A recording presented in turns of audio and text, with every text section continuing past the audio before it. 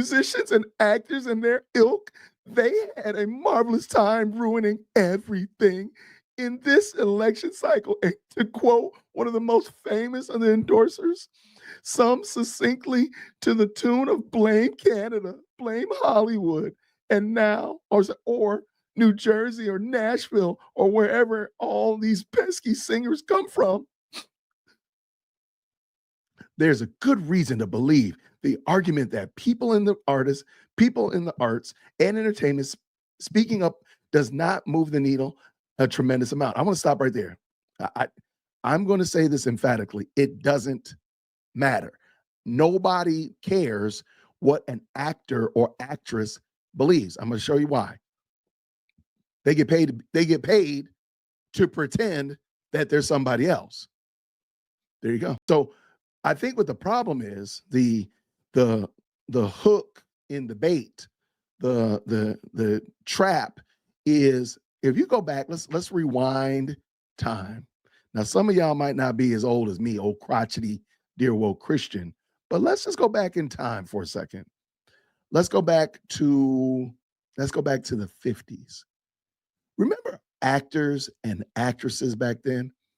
They were a little bit different, weren't they? They had crazy lives. They had multiple wives and all kinds of shenanigans. There probably was a Diddy back then there too, right?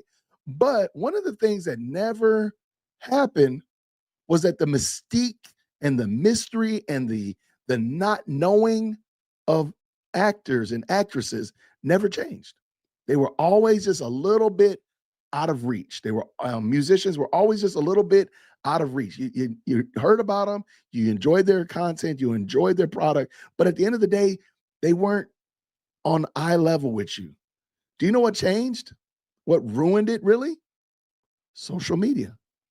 Social media made everybody, it's the flattening of society. It flattened it out. Like everybody, like literally all of us can be just as popular as, probably a C-list actor. Some of us are probably more popular than actors, right? But my point is, social media flattens it out. Now, that's a good thing. It allows for information to be shared. It allows for connections, and it allows me to do this YouTube channel. But also, it keeps the mystique down. Y'all know a lot about me. Y'all know a whole bunch about your boy, right? Because why? Because I'm on this camera all the time, and I'm talking, and I'm and it's such like that. Y'all know my political beliefs. Y'all know my philosophical beliefs. Y'all know my faith.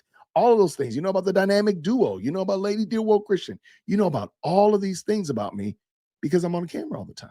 So social media, really, in my opinion, social media has ruined it for Hollywood. Not the other way around.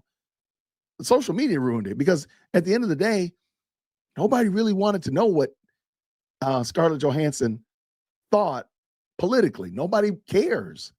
Nobody really cares what Mark Ruffalo thinks about politics. But because of social media, he's able to share his ideas, and therein is the rub. Therein is the problem. So I don't think it was Kamala Harris by a mile. I think the problem was the social media. All right, let's go. Get my voice back. There's a good reason to believe that the argument that people in the arts and entertainment speaking up does not move the needle a tremendous amount, but concurrent with the argument is the reasonable belief that they can move it at least a tiny amount in registrations and motivation, or if not 180-degree turns.